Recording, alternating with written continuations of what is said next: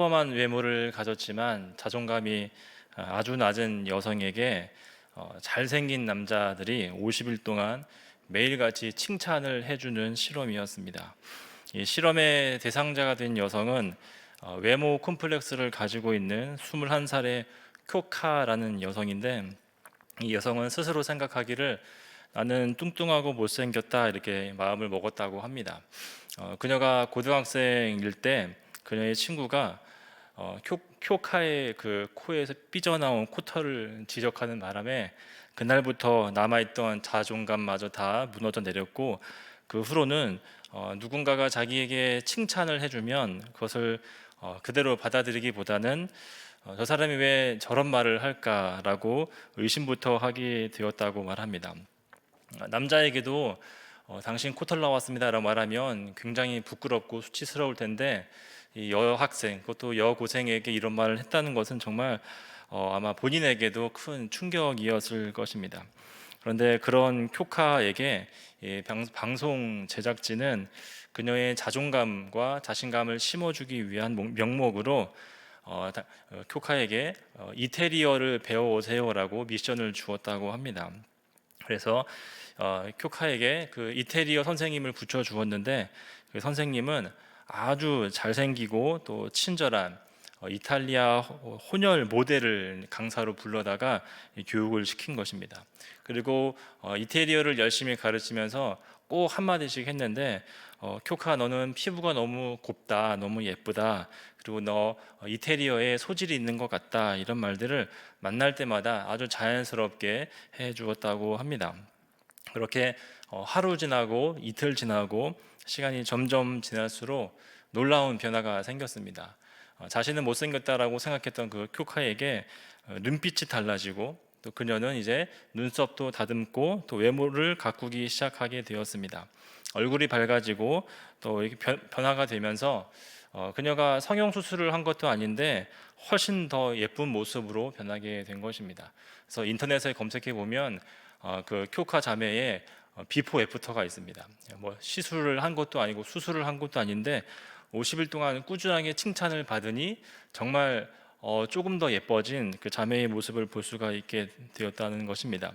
그러니까 쉽게 말하면 너 예쁘다 예쁘다 이 말을 계속하면 예뻐진다는 뜻입니다. 이런 칭찬의 효과를 심리학에서는 피그말리온 효과라고 부릅니다. 타인의 응원과 지지와 격려가 정말 그대로 이루어지는 것입니다.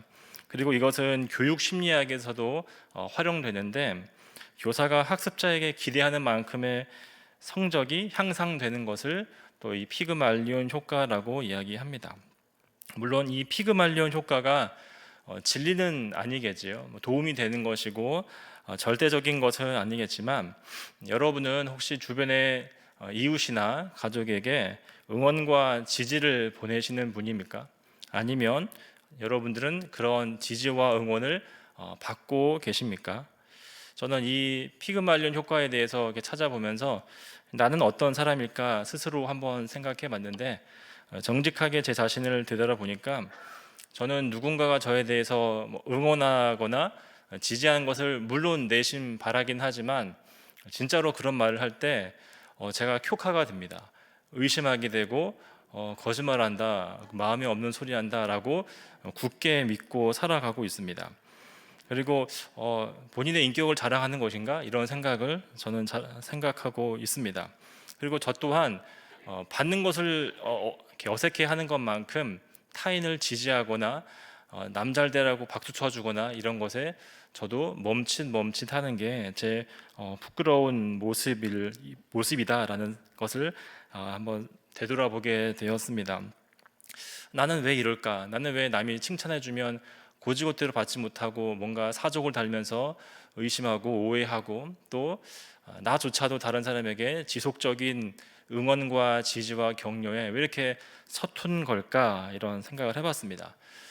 먼저는 제 인격이 못났기 때문이겠죠. 제가 성숙하지 못하고 뭐 나름대로의 뭐 상처와 부끄러움이 있기 때문에 그런 이유도 있겠지만, 한편으로는 모든 사람에게 있는 이 부정적인 의미의 두려움이 저에게 있기 때문이 아닐까 생각해 보게 되었습니다.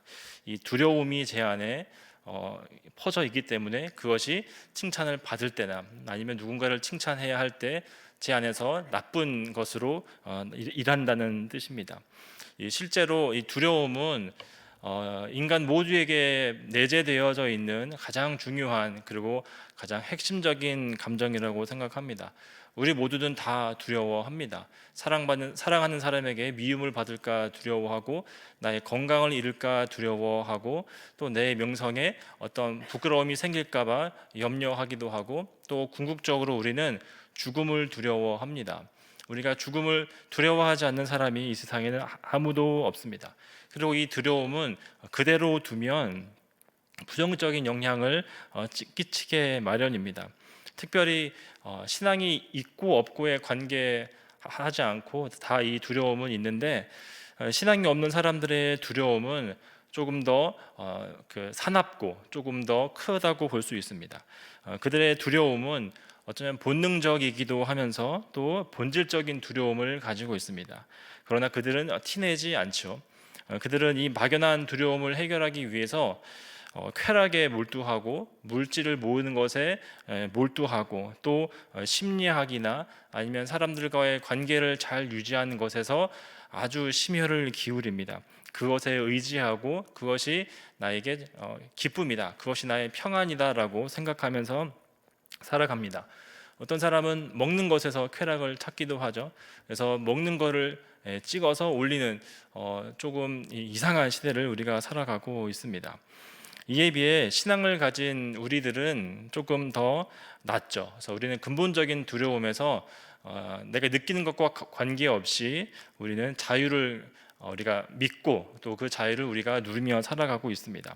우리가 예수님을 믿고서 하나님과의 관계가 회복되었기 때문에 우리는 죽음은 아직 경험해 보지 않은 낯설고 두려운 것이지만, 그 죽음은 우리에게 공포가 아니고, 죽음은 안 믿는 사람들 생각하고 말하는 것처럼 망하는 것이 아님을 우리는 알고 있습니다.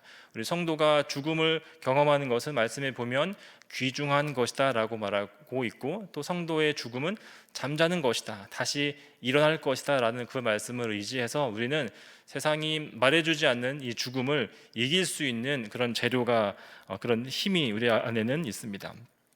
그럼에도 불구하고 이 땅의 모든 성도들은 그 믿음이 아직은 완전하지 않습니다. 완전을 향해 달려갈 뿐 미완성인 채로 살아가고 있기 때문에 이 저마다의 불완전한 믿음에서 오는 두려움들이 있습니다.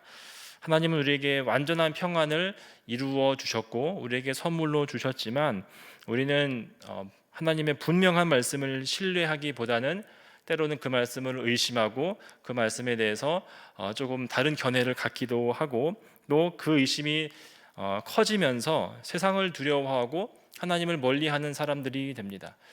제가 보니 딱 두 가지인 것 같아요. 우리의 이 땅에서의 삶은 두려움인데, 하나님을 두려워하느냐 아니면 세상 두려워하느냐입니다. 하나님도 두려워하고 세상도 두려워하는 사람은 없는 것 같아요. 하나님을 두려워하면 세상이 겁나지가 않습니다. 그런데 세상을 두려워하면 하나님을 두려워하지 않는 것이죠. 이처럼 우리는 다 이런 여러 가지의 두려움을 다 가지고 살아가고 있는데, 우리가 읽은 이 오늘 말씀에는 두려움에 완전히 이제 포로가 되어 있고 매몰되어져 있는 제자들을 찾아오시는 예수님의 이야기가 소개되고 있습니다. 오늘 말씀은 특별히 예수님께서 부활하신 이후에 예수님은 세 번 이제 찾아가시는데, 첫 번째는 마리아를 찾아가셨고, 두 번째는 11제자를 찾아가셨고, 그 다음은 베드로를 찾아가셨습니다.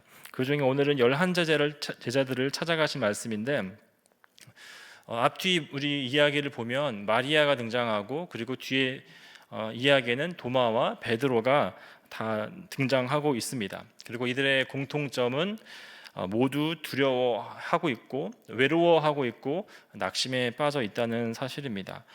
차례대로 그들의 두려움을 살펴보면 먼저 마리아를 보겠습니다.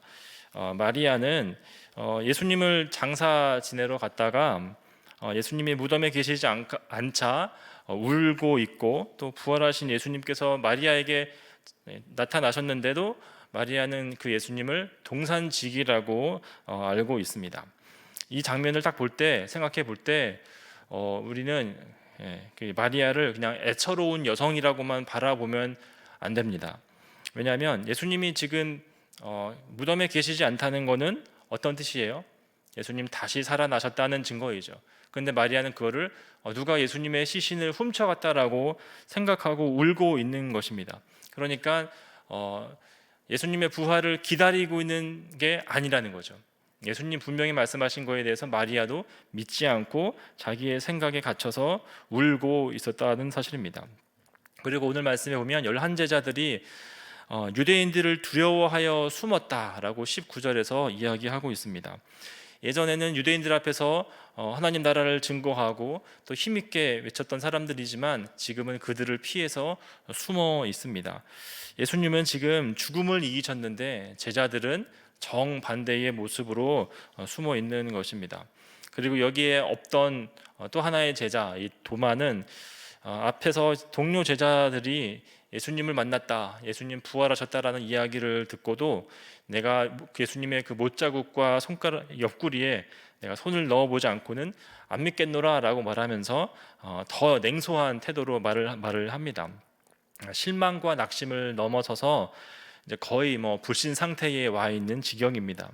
그리고 또 다음 장에 가면 이제 베드로가 등장하는데, 베드로는 난 이제 물고기 잡으러 가노라 이렇게 선언하고 정말 물고기 잡으러 갑니다. 지금까지 있었던 그 3년간의 예수님과의 함께 지낸 세월을 그냥 한여름밤의 꿈처럼 다 잊어버리고 나는 예전에 했던 거 그대로 정리하고 다 돌아가겠다, 그런 이야기입니다. 이처럼 예수님과 함께 했던 사람들입니다. 그들은 예수님을 받고 예수님과 대화했고 예수님과 함께 밥도 먹으면서 생활을 했던 사람인데, 그리고 많은 사랑을 받았던 사람이지만 지금은 완전히 믿음에서 낙오한 사람들처럼, 또 믿음에서 실패한 사람들처럼 보이며 또 두려움과 낙심과 또 실망감으로 가득 차 있습니다. 그런데 예수님은 이 두려워서 모여 있는 제자들, 그리고 문을 닫고 있는 제자들을 찾아가셨습니다. 그리고 재밌는 게 19절 말씀에 보면 예수님께서 그들은 이제 문을 닫고 있는데 그냥 들어가셨다 이렇게 말을 하고 있습니다. 아마 예수님께서 부활하신 몸으로 이렇게 문을 이렇게 열고서 들어가신 게 아니라 그냥 쓱 어떻게 통과하는 것처럼 이렇게 들어가신 것 같아요. 아마 그들의 그 두려움을 깨어버리시는 것이 아닌가 생각이 듭니다. 그렇게 예수님께서는 두려움과 공포와 낙심에 완전히 둘러싸여 있는 그들을 찾아가셔서 그들의 두려움을 깨어버리시고 그들에게 나타나셔서 딱 한마디 하시죠. 샬롬이라고 말씀하십니다. 너 왜 그랬니? 라고 말씀하시고 뭐 하고 있니? 야단치지 않으시고 평강이 있을지어다 라고 말씀하시면서 평강을 선포해 버리십니다. 그리고 창자국이 있는 손과 옆구리를 그들에게 보여주셨습니다. 그러자 제자들은 기뻐했고 또 그들은 처음에 예수님께로 부름을 받았던 것처럼 다시 사명의 부름을 받습니다. 다시 보냄을 받게 됩니다. 그들의 그 낙심의 이유, 두려움의 이유는 예수님이 계시지 않는 것인데 예수님이 그들 눈앞에 딱 드러나게 되시자, 나타나게 되시자 이 모든 것이 해결되었습니다. 기쁨이 회복되었고 사명이 회복되었습니다. 예수님이 나타나심과 예수님의 그 말씀, 그것이 그들에게 정말 생명과도 같은 것, 그들의 모든 회복을 있게 하는 가장 중요한 근거였습니다. 이렇게 영적으로 탈진한 제자들을 찾아오신 이야기는 평강과 기쁨은 예수님의 찾아오심으로만 이루어진다, 회복된다는 것을 우리에게 말해줍니다. 우리가 믿음 생활을 할 때 마치 정신력으로 하거나 노력으로 하거나 수행으로 하거나 해서 이 회복과 평강은 이루어지지 않는다는 거죠. 나는 평안해, 나는 평안해 라고 말하면서 계속 읊조리면 이 평강이 찾아오지 않는다는 사실을 우리에게 분명히 보여주고 있습니다. 우리도 믿음이 굳건할 때가 있고 또 성령 충만해서 정말 항상 기쁨과 평안 가운데 머물러 살 때가 있지만 우리의 믿음에는 굴곡이 있습니다. 잘 믿고 행복할 때가 있지만 때로는 바닥을 치면서 정말 믿지 않는 사람처럼 살아갈 때가 있습니다. 그리고 우리는 그때마다 우리를 찾아오시는 그 예수님으로 인해서 회복이 됩니다. 또 예수님이 평강을 선포하신 이후에 하신 행동이 이제 못자국을 보여주신 거였잖아요. 손을 보여주시고 옆구리를 보여주신 것. 이 행위는 하나님의 사랑과 말씀을 가지고 오신 것과 같다고 저는 생각을 합니다. 왜냐하면 예수님이 평강을 선포하신 것은, 예수님이 선포하신 평강은 예수께서 십자가 지시고 죽으시고 부활하심으로 이루신 평강이기 때문입니다. 예수님의 그러니까 평강이 있을지어다라고 말하는 그 말 안에는 하나님의 사랑이 완전히 담겨져 있고, 그 하나님의 사랑으로 인한 그 결과, 그 열매가 평강이기 때문이죠. 그래서 이 평강이 있을지어다라는 말은 아무도 할 수 없는 말입니다. 예수님이 아니면 평강이란 말을 할 수 없어요. 그 평강에 대한 책임을 예수님이 아니고서는 책임을 질 수가 없기 때문입니다. 우리가 만들 수 없고 세상에서 찾을 수 없는 것이 이 평강이다라는 사실입니다. 그리고 손과 옆구리를 이렇게 보여주셨다, 창이 찔린 자국을 보여주셨다는 것은 예수님의 말씀을 지금 가지고 오신 겁니다. 왜냐하면 예수님께서 십자가 지시기 전에 예수님은 3번이나 제자들에게 자신의 죽음과 부활에 대해서 예고를 하셨습니다. 그러니까 보여주는 건 뭐예요? 내가 말한 대로 나 찔렸지, 근데 나 죽었다가 다시 살아났다. 하나님의 말씀대로 모든 것이 이루어졌고 성취되었다. 이것을 예수님의 이 행동을 통해서 보여준 것이기 때문입니다. 그래서 예수님은 말씀을 가지고 오셨고, 예수님은 하나님의 사랑을 들고 와서 그들에게 말씀해 주시고 선포해 주심으로 그들이 잃어버렸던 기쁨, 그들이 잃어버렸던 평강을 완전히 회복해 주셨습니다. 그리고 사명을 다시 주셔서 이제는 모여서 유대인들을 겁내는 자들이 아니라 흩어져서 유대인들에게 전도할 수 있는 자들, 자기의 그 생명을 아끼지 않는 자들이 되도록 하나님께서 만나 주셨다는 것입니다. 이 예수님을 만나기까지 제자들이 예수님을 맞이할 준비가 전혀 되어 있지 않았습니다. 믿음도 없었습니다. 어떻게 보면 그들은 예수님을 다시 만날 만한 자격도 없었습니다. 예수님의 그 일방적인 찾아오심, 두려움을 깨뜨려 버리시고 그 두려움과 공포를 뚫고 오신 예수님께서 보여주신 그 십자가의 흔적과 평강이 있을지어다라고 했던 그 말씀이 그들을 살리시는 것입니다. 그리고 이렇게 다 정말 나락으로 내려가 있는 이들을 회복시키신 예수님은 지금도 우리를 찾아오신다는 사실을 우리가 분명하게 기억하고 나의 믿음으로 삼으셔야 할 줄로 믿습니다. 예수님께서는 제자들을 찾아오실 때 제자들이 예수님을 알지도 못했을 그때에, 자기의 일을 열심히 할 때에 예수님은 찾아오셨고, 또 낙심해서 도망갔을 때에도 예수님은 그들을 찾아오셨던 것처럼 우리가 아무 준비가 되어 있지 않고 예수님에 대한 어떤 믿음도 사실은 없고 자격도 없을 때, 때로는 우리가 하나님을 거부하고 하나님을 거절하고 받아들이지 않을 때도 있었지만 하나님은 계속해서 우리를 찾아오신다는 사실입니다. 예수님의 찾아오심은 그래서 반복적이다. 계속해서 우리를 찾아오신다는 사실을 기억해야 합니다. 아니, 심지어 아예 예수님은 우리와 함께 하시는 분이십니다. 그러니까 있다가 없다가 왔다 갔다 하시면서 찾아오시는 분이 아니라 항상 내 옆에 우리 안에 계시는 분입니다. 왜냐하면 예수님의 이름이 임마누엘이기 때문입니다. 그리고 예수님이 승천하신 이후에 보내신 그 보혜사의 직분, 그 성령님을 보혜사는 곁에서 가르치다, 곁에서 변호해 주다, 이런 뜻이잖아요. 그러니까 하나님의 성질은 뭐냐면 우리와 함께 하시는 분입니다. 물론 하나님은 초월하셔서 우리의 생각을 뛰어넘으시는 분이시지만 그 하나님은 우리와 함께 하신 하나님, 임마누엘이시고 그는 보혜사이십니다. 그래서 영국의 설교자 찰스 스펄전 목사님은 설교 중에 이런 말씀을 하셨다고 합니다. 하나님은 우리를 종종 불 가운데로 보내시는데 그때마다 항상 우리와 함께 그 불 속에서 걸어가신다라고 말씀하십니다. 그러니까 일방적으로 보내신 게 아니라 같이 들어가신다는 거죠. 이 하나님의 그 함께 하심이 지금도 우리에게 있음을 여러분을 잊지 않으시는 것이 가장 우리의 믿음에 힘이 되고 버틸 수 있는 능력이 된다는 사실입니다. 이처럼 예수님은 두려워하는 자들에게 평강을 들고 오셨습니다. 그래서 저는 이렇게 하나님의 말씀을 들고 오시고 하나님의 사랑을 들고 오신 예수님께서 11제자를 신방하셨다라고 표현하고 싶습니다. 예수님의 신방이라고 저는 생각합니다. 그리고 예수님께서 우리를 찾으시고 또 우리와 함께 하신다는 것을 우리가 안다면 이제 우리가 마땅히 보여야 하는 반응이 있을 것입니다. 우리가 어떤 반응으로 해야 할까요? 그냥 꾸준히 찾아오시니까 항상 함께 있으니까 계시나 보다 이런 생각은 우리가 버리고 우리가 그 하나님의 예수님의 그 일하심을 생각하면서 우리가 더 하나님을 찾고 구해야 하는 거죠. 놀랍습니다. 우리가 기도하는 것도 그렇고 우리 믿음 생활에서도 항상 먼저 우리에게 다가오시고 먼저 우리를 건져주시는 분은 하나님이십니다. 구원은 그래서 하나님이 출발이 되시고 완성이 되시는데 이 구원의 과정 가운데서는 마땅히 우리의 그 반응을 요구하십니다. 우리에게 성화의 삶을 살라고 계속 우리에게 말씀을 하십니다. 그래서 우리가 하나님께 나아가는 그 수고가 마치 없는 것을 만들어내는 수고가 아니라 이미 주어진 그 은혜를 내가 실제로 누리기 위한 그 작은 수고임을 아셔야만 합니다. 여러분, 물을 마시려면 여러분 어떻게 하셔야 됩니까?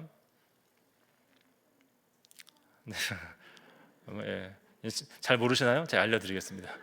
여러분이 목이 너무 마르셔서 집에서 물을 드시려면 수도꼭지를 트시면 됩니다.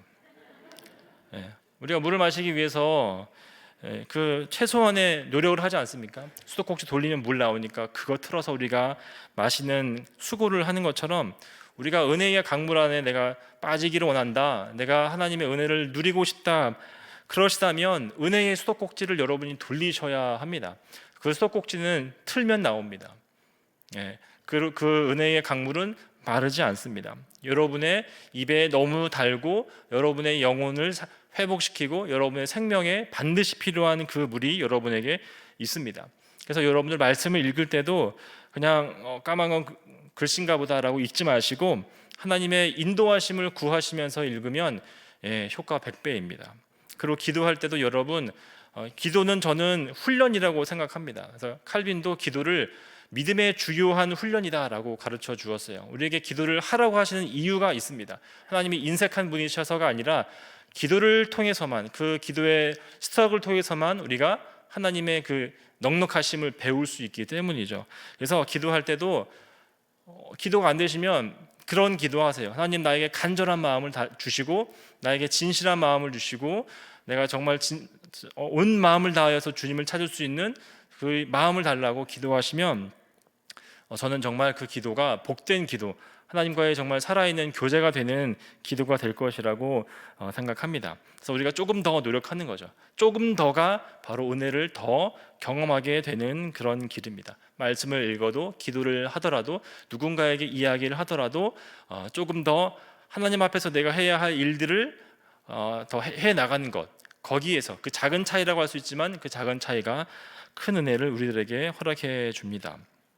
이렇게 예수님께서 낙심한 자들, 실망한 자들, 자존감이 낮은 자들을 찾아오셔서 우리를 회복시켜 주시는데 이와 같은 예수님의 신방은 놀랍게도 교회를 통해서도 지금도 이루고 계십니다. 왜냐하면 예수님께서 교회의 주인이시고 또 예수님께서는 자기 뜻대로 세우신 주의 종들을 통해서 하나님의 일을 이루시기 때문입니다. 하나님의 능력이 부족해서가 아니고 우리가 주의 종들이 완벽해서 되는 것이 아니고 하나님께서는 하나님의 기쁘신 뜻대로 세우신 종들을 통해서 자기의 일을 맡기시고 그 교회가 성장하게 하십니다. 물론 부족함이 있고 어리숙함이 있고 연약함이 있지만 이것이 하나님의 방법입니다. 하나님 우리를 공동체로 불러주셨습니다. 한 사람 한 사람을 교회로 불러주셔서 서로 형제가 되게 하시고 그리고 우리가 묶여있는 이 구역이나 교구나 전도회를 통해서 우리는 하나님의 나라를 경험하게 됩니다. 여러분, 하나님의 나라를 경험하는 건 그 미리 경험하는 것이죠. 이 교회에서, 우리 구역에서 하나님의 나라를 미리 경험하고 이것을 확장해 나가는 연습을 하는 겁니다. 그래서 우리가 이 땅에서 살아가는 동안 하나님 말씀을 실천하고 하나님 말씀을 사모하면서 하나님 나라를 경험하지 않는다면 여러분은 우리 이 땅에서의 삶이 다 마감하더라도 우리는 하나님 나라를 경험할 수 없습니다. 그러니까 지금 여기서 하나님 나라 경험하지 않는다면 우리가 나중에 우리의 목숨이 다하는 그 이후의 순간에도 하나님 나라를 경험할 수 없다는 사실입니다. 아무튼 교회는 이렇게 하나님이 일하시는 통로가 되고 하나님이 너무너무 사랑하시는 교회입니다. 그래서 여러분 할 수만 있다면 대신방에 다 참석하셔야 합니다. 어떤 대신방에 참석해야 할 이유는 하나님이 교회를 통해서 일하시기 때문인데, 우리가 이 교회의 신방을 오늘 말씀에 비추어서 정의해 본다면 저는 이렇게 말할 수 있겠다 생각이 듭니다. 대신방은 예수님의 사랑과 예수님의 말씀을 들고 주 안에서 하나 된 예수님의 가족들이 믿음의 가정들을 방문하여서 삶과 기도 제목을 나누고 또 서로 격려하며 기도하는 것, 이것이 대신방의 목적이고 또한 대신방의 큰 유익이라고 생각합니다. 그래서 우리 대신방은 연초에 하는 아주 피곤한 프로그램 중에 하나가 아니라 하나님의 사랑과 하나님의 말씀을 서로 나누면서 이 교회의 하나가 됨을 또한 경험하는 것입니다. 물론 목사님이 예수님이 아니시죠. 예수님이 아니시지만 예수님이 우리에게 예수님의 일을 맡겨주셨기 때문에 예수님께서 하나님의 사랑과 말씀을 들고 가셨던 것처럼 목사님들도 하나님의 사랑과 말씀을 가지고 그들을 방문하고 또 서로 교제를 하면서 또 기도 제목을 나누면서 함께 기도하면서 우리가 정말 주 안에 한 가족이구나, 이것을 실제적으로 알게 되는 것입니다. 얼굴과 얼굴을 마주하게 되고 서로의 음성을 듣고 또 교제를 나누면서 우리가 더 하나님의 가족임을 확인하게 되고 또 기도의 힘을 우리가 이때 경험할 수 있습니다. 여러분, 기도는 물론 개인의 기도가 소중하고 필요하지만 제가 점점 더 느끼는 거는 이 기도의 힘은 하나님께서 공동체가 기도할 때 더 빠르게 더 기쁘게 응답하신다는 사실을 우리가 알 수 있습니다. 제가 지난주에 우리 교구 식구분 가정을 신방했는데 왠지 그분과 제가 좀 마음이 통했어요. 같은 고민이 어려움이 있어서 제가 그분의 마음을 제 나름대로 이해했고 또 그분께서도 자신의 이야기를 쭉 하시면서 이 기도 제목을 가지고 우리 신방대원들과 우리 장로님 권사님과 함께 그 문제를 위해서 열심히 기도했습니다. 하나님 믿음 생활 외롭지 않게 해달라고 기도했고, 가족을 위해서 기도하는 것이 하나님께서 너무 오래 참으시면서 이 눈물을 계속 흘리지 않게 해달라고 제가 간절히 기도했습니다. 짧은 시간이지만 정말 뜨겁게 기도했습니다. 그리고 이제 그래도 그 기도만으로도 저는 마음이 너무너무 푸근해졌어요. 그리고 이제 그 가정에서 나와서 다음 신방을 갔는데 주일날 저에게 전화가 왔습니다. 그 신방했던 집사님께서 자기 딸이 이번 주에 자기 발로 교회를 갔다고, 그 전까지는 머뭇거리고 알아보기만 하고 안 갔는데 오늘 우리 딸이 교회에 갔다고, 목사님 너무 감사하다고 저에게 전화를 주시는 겁니다. 놀랍지 않습니까? 이게 대신방의 기도의 효과입니다. 그러니까 여러분들 기도 제목 적으시는 거 시시한 거라고 생각하지 마시기 바랍니다. 하나님이 그 작은 종이를 통해서 여러분의 가족에 진짜로 일하십니다. 신방대원을 통해서 뭐 영빨 이런 게 아니라 제가 기도해서 했으면 영빨이 아니잖아요. 은혜를 주시는 겁니다. 하나님이. 너희가 정말 주의 이름으로 모여서 서로를 긍휼히 여기고 사랑하면서 정말 말씀 붙들고 기도하면 하나님이 내가 너희를 기뻐한다, 이것을 알려주기 위해서 아픈 가족이 낫기도 하고 방황하던 자녀가 돌아오기도 하고 또 여러 가지 마음의 풀림과 그 여러 가지 문제들이 해결됨을 우리가 경험하게 된다는 사실을 꼭 기억하시기를 바랍니다. 그래서 성경에서 또 보면 교회가 함께 모여서 기도할 때에 하나님의 역사가 크게 일어나는 것을 봅니다. 단적인 예로 베드로가 감옥 가 있을 때 어떻게 했어요? 교회가 기도했죠. 교회가 열심히 기도했습니다. 그러니까 베드로가 예수님처럼 그냥 거기를 막 나와요. 감옥을 나오죠. 그러니까 로데 여자아이가 막 맞이를 하는데, 사실 그 교회 성도들이 열심히 기도한 건 잘하는 것이지만 한편 약점도 있어요. 뭔 약점이었냐면 자기들이 기도해놓고 못 믿은 거죠. 베드로가 왔어요라고 하니까 뭐라고 말해요? 네가 미쳤구나라고 이야기를 합니다. 연약한 믿음을 가지고 기도했지만 하나님은 공동체의 기도를 외면하지 않으신다는 사실입니다. 이렇게 대신방에는 말씀과 기도 또 성도의 교제가 굉장히 개인적으로 그리고 굉장히 체감적으로 이루어지는 그런 시간들이다라는 사실입니다. 오늘 말씀을 이제 마치도록 하겠습니다. 예수님은 지치고 낙심한 제자들을 찾아오셔서 평강과 기쁨을 주셨습니다. 평강이 있을지어다라고 말씀해 주셔서 그들이 기뻐하고 그들이 새 힘을 얻고 이제 정말 제자로서의 일을 감당하게 되었습니다. 그리고 그때 일하셨던 그 예수님, 낙심한 자를 일으키셨던 예수님께서는 오늘도 우리의 삶 가운데 찾아오십니다. 특별히 교회를 통해서 우리 좌우 옆에 앉아 계시는 여러분 우리 성도님들을 통해서 그 일이 실제적으로 이루어지고 있습니다. 그러니까 믿음 생활을 혼자 하시면 안 된다. 항상 공동체로 움직여져야 합니다. 그래서 오늘 말씀을 기억하며 예수님을 사모하면서 예수님과 동행하시기를 바랍니다. 그리고 우리에게 보내주신 우리 영적인 가족들 아닙니까? 그리고 예수님의 손과 발입니다. 내 지체이고 하나님의 손과 발인 우리 성도들과 함께 항상 은혜를 나누고 서로를 위해서 기도를 열심히 하는 그런 공동체 되기를 바랍니다. 저는 점점 저만 그런 건지 모르겠지만 제 자신을 위해서 기도하는 시간보다 우리 연약한 자들 그리고 우리 교회를 위해 기도할 때 하나님이 저에게 더 기도할 수 있는 마음을 주시고 더 뜨거움을 주시는 것 같습니다. 제 문제를 놓고 기도할 때는 그냥 잘 모르겠어요 이렇게 넘어가지만 교회를 위해서 기도할 때는 하나님께서 마음을 주셔서 울게도 하시고 간절하게도 하시고 또 안타깝게도 하시는 일들을 많이 경험합니다.